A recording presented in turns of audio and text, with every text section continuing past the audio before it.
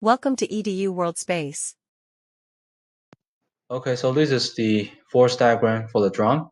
Let's take a look at the moment about point O. Consider counterclockwise moment is positive, clockwise moment is negative, and this will give us FB times 125 millimeter minus capital M is equal to 0.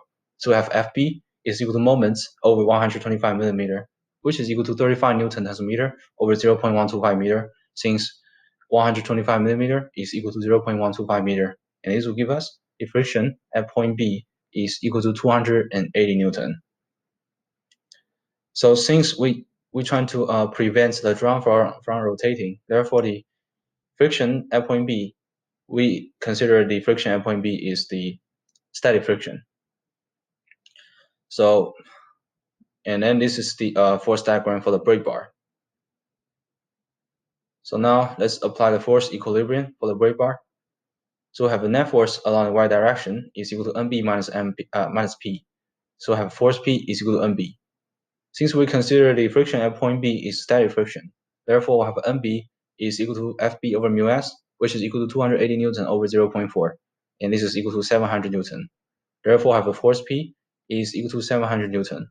So force P equal to 700 Newton is the smallest value for the force P.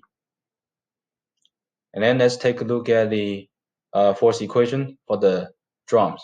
So the green letters here are the force equation for the drums. So we can still apply the force equilibrium for the drums, since our goal is to prevent the drum from rotating.